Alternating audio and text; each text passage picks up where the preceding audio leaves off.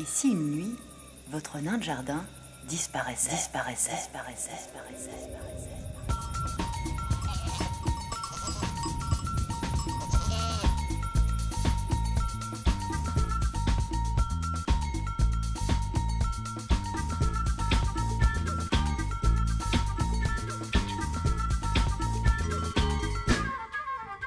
Moi, je trouve que, en tout cas, les Suisses allemands, d'un côté, sont plus gentils que les Suisses romands. Moi, j'aime bien. Enfin, je sais qu'on les critique souvent, mais bon, vu que moi, j'ai de la famille suisse-allemande. Rien de spécial, c'est des gens comme tout le monde, quoi. J'ai rien contre eux. Il y a que je dialogue pas avec eux, vu que je parle pas le suisse-allemand. Moi, je les aime pas trop. Je sais pas, je les aime pas trop. Ils sont méchants. Les Suisses allemands, je sais pas, ils prennent trop de place dans le pays. Ils prennent trop de place dans le pays. Ouais, il y en a un peu trop, mais autrement ça va. Est-ce que tu as déjà entendu parler du Schweizerdeutsch? Je sais pas. Ouais, mais moi je dis c'est les cours d'allemand ce matin qui m'ont un peu embêté, donc ça me fait trop penser à ça alors. Ouais, moi aussi. Coucou la Suisse, aujourd'hui, le demi-canton d'Obwald, nous irons sur les rives du petit lac de Sarnen. À Engelberg, la montagne des anges. À Sarseln, au milieu exactement de la Suisse. Sur le Hohe Brücke, le plus haut pont en bois d'Europe. Et au col du Brunig, là où Obwald s'arrête.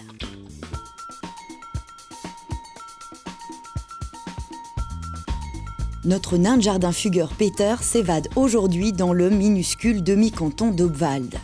Obwald, c'est en Suisse allemande, au milieu de la Suisse, très précisément.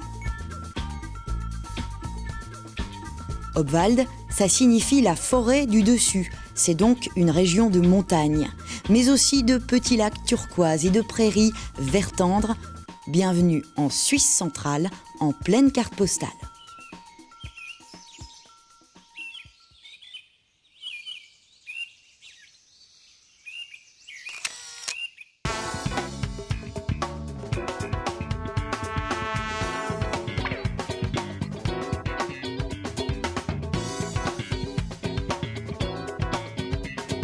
La capitale de ce petit demi-canton, c'est Sarnen.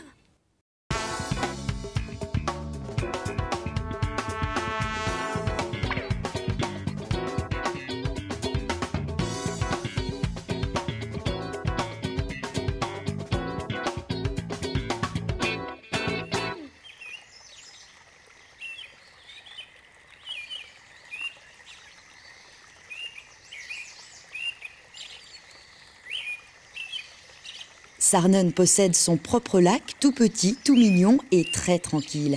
Ici, c'est le paradis des randonneurs et des canards.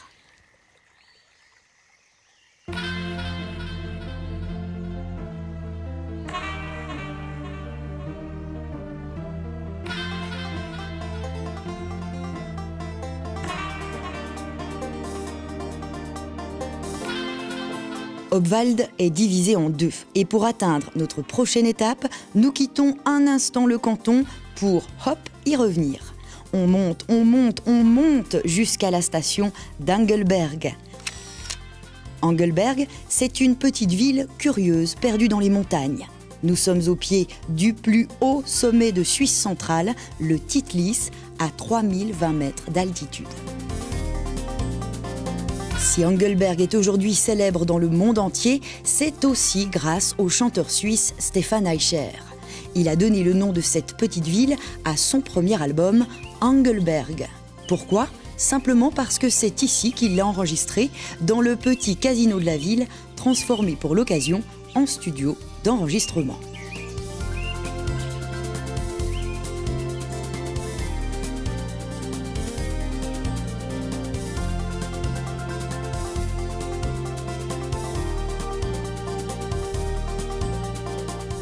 Il faut croire qu'Engelberg, la montagne des anges, porte chance, puisque Eicher est devenu une star.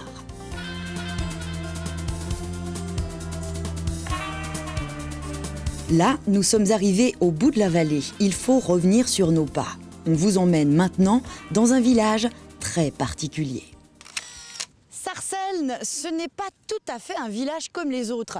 Si vous tirez deux traits sur la Suisse, un en long, un en large, eh bien exactement au milieu de la Suisse, il y a Sarseln, c'est donc le centre de la Suisse. Et oui, Sarcelles ressemble à tous les autres villages, mais ici, on est au centre du centre de la Suisse. Les experts ont calculé ce point très précis il y a une quinzaine d'années, comme si le cœur de la Suisse tenait en équilibre sur un point central. Et leurs recherches les ont emmenés ici, à Sarcelles, qui est devenu le centre exact de notre petite Suisse.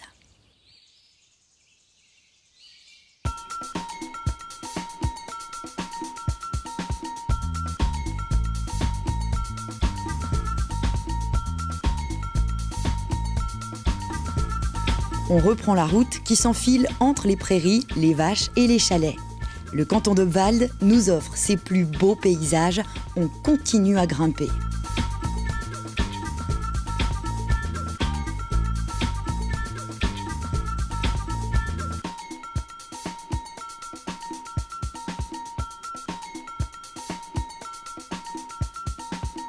Quelque part au milieu des alpages, ce petit pont en bois n'est pas un pont ordinaire.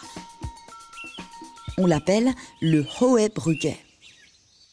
Le Hohe Brücke, comme son nom l'indique, est un pont haut. En fait, c'est le plus haut pont d'Europe en bois.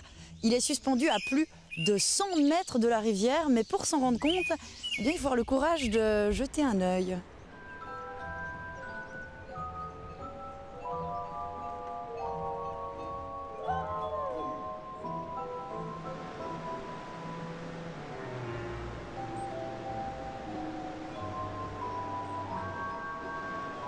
Le pont franchit les impressionnantes gorges du Renft que la rivière Melcha a creusées durant des millénaires. Avant la construction du pont, les habitants devaient contourner le ravin en descendant d'un côté pour remonter de l'autre. Le détour était pénible.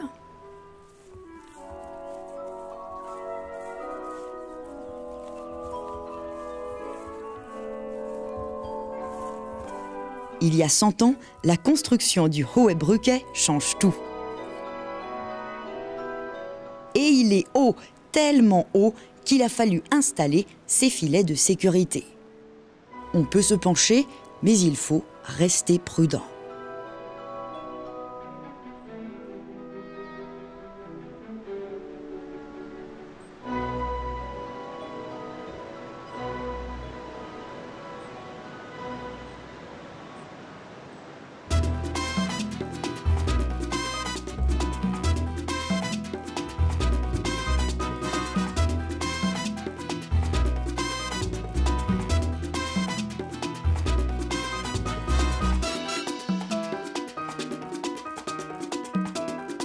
À partir de là, on peut encore monter plus haut en empruntant la route qui s'engouffre dans les montagnes.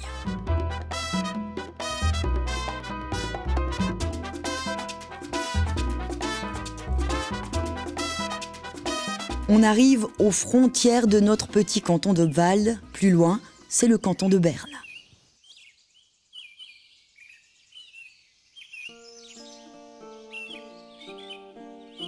C'est le sommet d'une montagne qui fait office de frontière.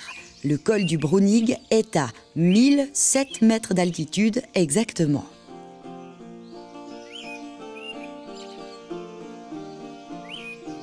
Et au col du Brunig, c'est un copain à Peter qui nous souhaite la bienvenue. Étonnant, non, de rencontrer un nain de jardin géant au sommet d'une montagne.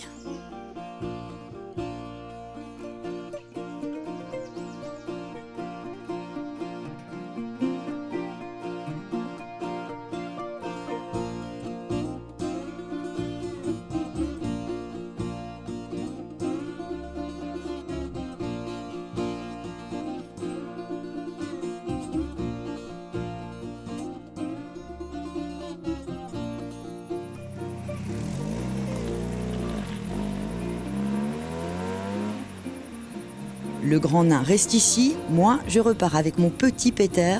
La balade se termine à l'heure à laquelle les nains de jardin redeviennent des nains de jardin.